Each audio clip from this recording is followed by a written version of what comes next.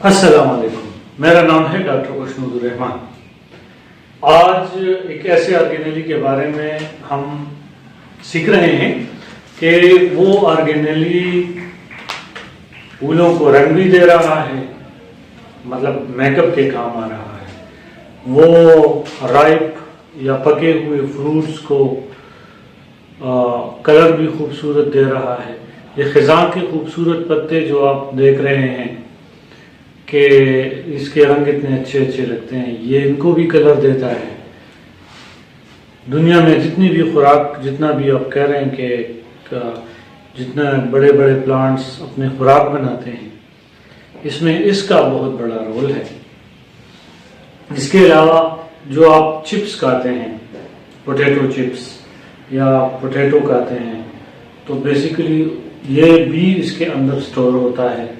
इसी तरह प्रोटीन्स जो दालें वगैरह हैं, इनके अंदर स्टोर होती हैं। और इसी तरह ये जो आप कह रहे हैं कि ऑयल्स जो घी इस्तेमाल करते हैं, ये भी इसी के अंदर स्टोर होता है। इस ऑर्गेनेली का नाम है प्लास्टिड। लफ्ज प्लास्टिड प्लास्टिकास से निकला है। इसका लफ्जी मतलब है कि टू फॉर्म और मोल्डेड।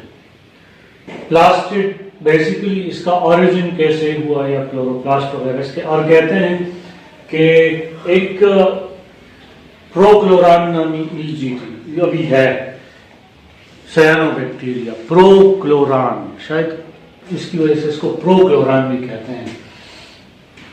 इसका ये साइनोबैक्टीरिया एक ब्लू ग्रीन इल्जी होती है, एक ऑक्सीजेनिक फोटोसिंथेसिस करता है। फोटोसिंथेसिस की दो अक़साम होती है, इनऑक्सीजेनिक जिसमें जैसे में बैक्टीरिया सल्फर पैदा करता है, और ऑक्सीजेनिक पहली मरतबा जब आया था तो ऑक्सीजेनिक ये आम प्लांट्स करते हैं, और ये BGA ब्लू ग्रीन इल्जी ये फोटोसिंथेसिस करती है। अब इसमें आउटर मोस्ट पर म्यूरिन है, और इसको जब इनगल्फ किया गया इस तरह के ऑर्गेनिज्म को, तो एक ऐसा क्लोरोप्लास्ट बना जिसके इधर म्यूरिन भी मौजूद है, इधर मेम्ब्रेन बैक्टीरियल है, और ये यूकेरियोटिक का है।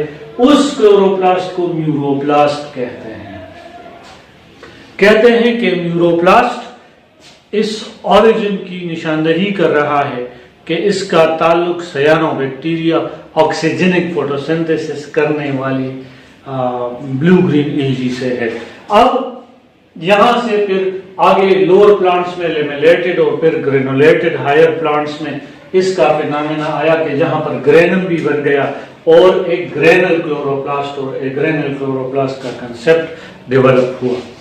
क्लोरोप्लास्ट आपके हथेली पर अगर मैं एक सीड रख दूं तो इस सीड में आपके पास एक एम्ब्रियो होगा, और उस एम्ब्रियो के अंदर, सेल्स के अंदर एक इसके अंदर एक प्लास्टिड होगा जिसको सब प्लास्टिड्स की मां कहते हैं। उसका नाम है प्रोप्लास्टिड। प्रो मतलब एम्ब्रियोनिक प्लास्टिड है। अब उस एम्ब्रियोनिक प्लास्टिड से जो सब कुछ फॉर्म कर सकता है, उससे इटायोप्लास्ट, ल्यूकोप्लास्ट, क्रोमोप्लास्ट, क्लोरोप्लास्ट, जेरोंटोप्लास्ट और टेनोसोम बनते हैं। जब ये डार्क में होता है या चला जाता है या डार्क में होता है तो एटायोप्लास्ट बनता है। ये डार्क के अंदर बनने वाला एक प्लास्टिड है जिससे ये अभी इसने कलर नहीं पकड़ा होता है। अब फिर इसके बाद एक और कलरलेस है, लेकिन वो कलरलेस डाई नहीं है उसके पास। वो बेसिकली स्टोरिंग मटेरियल से काम रखता है, वो अपनी चीजें स्टोर रखता है। तो अब उसको हम कहते हैं कि भाई ये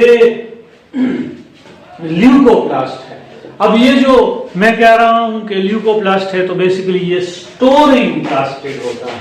इसका ताल्लुक ये स्टोरिंग प्लास्टिड्स हैं।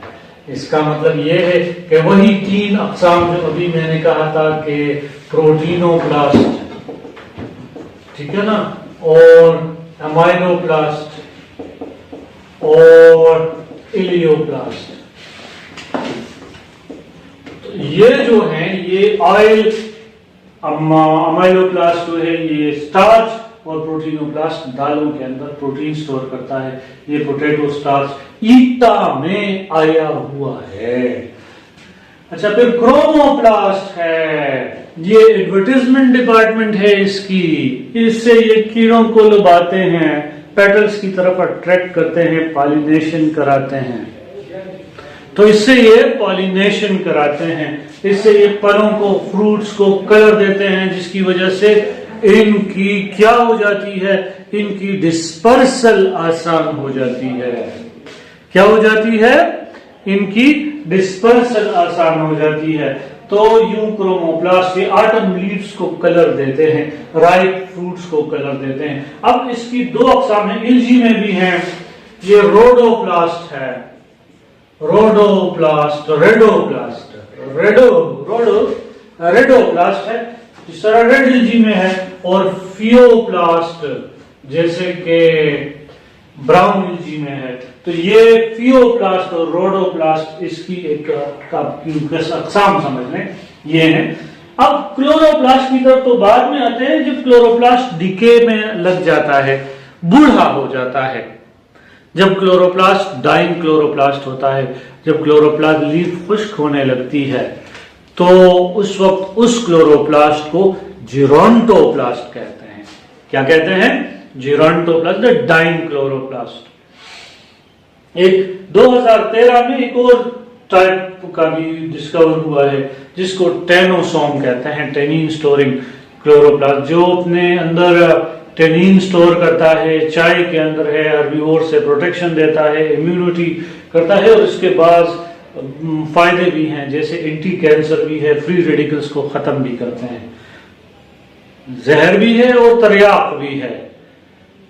वो कहते हैं everything is a drug, every substance is a drug, only the dose, it is only the dose which make it poison.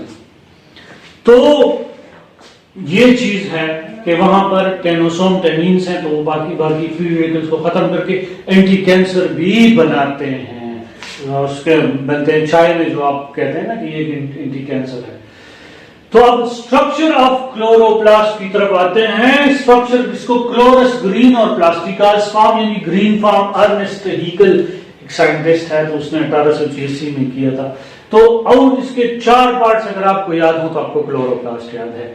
Outer chloroplast membrane, OCM, inter membrane space है। आउटर क्लोरोप्लास्ट मेम्ब्रेन हु eukaryotic nature का है, उसी तरह जिस तरह पोरीन्स और ये सारी चीजें, ट्रांसपोर्ट ऑफ मटेरियल।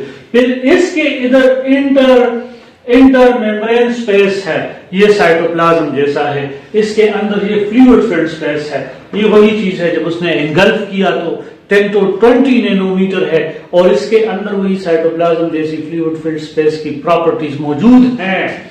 और ये जो दूसरा है ना, ये प्रोकैरियोटिक है, यहां बड़ा अगर इसका अल्ट्रा स्ट्रक्चर देखें, ये प्रोकैरियोटिक नेचर का है, इनर क्लोरोप्लास्ट मेम्ब्रेन है, और ये एक खास किस्म का आप यूं समझ लें कि पेरिफेरल रेटिकुलम भी बनाता है। Peripheral reticulum inner chloroplast membrane बनाता है। ये बल्क में चीजों को थ्रो करने के लिए और अंदर लाने के लिए क्लोरोप्लास्ट ने एक मैकेनिज्म बनाया हुआ है।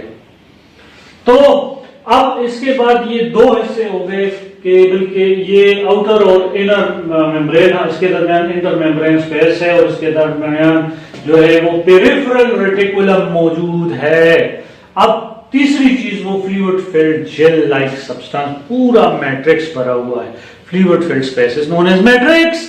तो अब मैट्रिक्स के अंदर ये सारा रूबिस्को से भरा हुआ है, राइबोसोम से भरा हुआ है, स्टार्च ग्रेन्यूल से बना हुआ है, लिपिड ग्रेन्यूल यानी माइसेल, बता चुका हूं व्हाट इज माइसेल।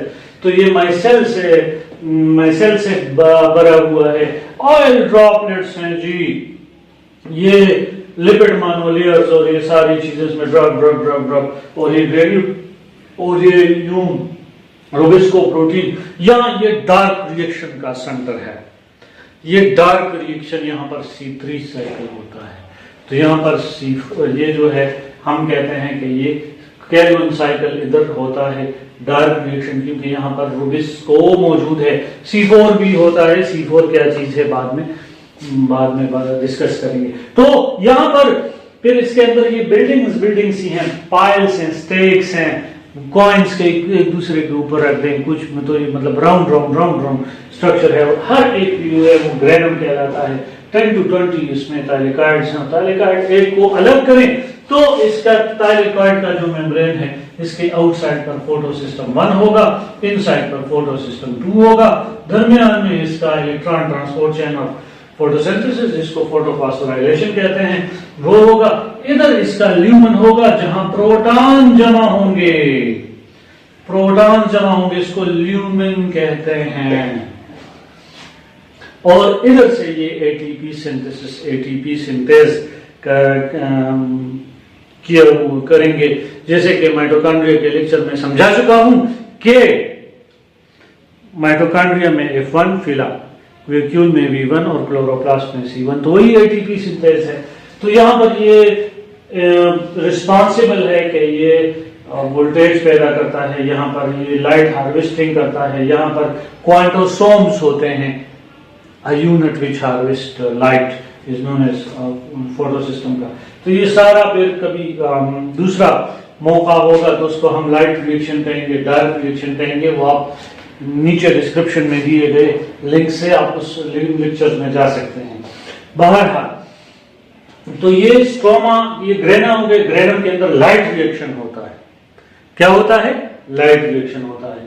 तो ये रहा आपका क्लोरोप्लास्ट। क्लोरोप्लास्ट बहुत जरूरी है। क्लोरोप्लास्ट से सारे जो हैं वो इम्पोर्टेंट चीजें जो हैं, स्टार्च बनता है, ऑयल्स बनते हैं, और ये फूड लाइट हार्वेस्टिंग में मदद देता है। उम्मीद है आपको ये लेक्चर अच्छा लगा होगा।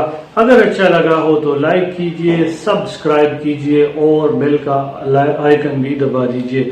और अगर आप फेसबुक देख रहे हैं तो पेज को फॉलो कीजिएगा। थैंक यू, जज़ाकल्लाह।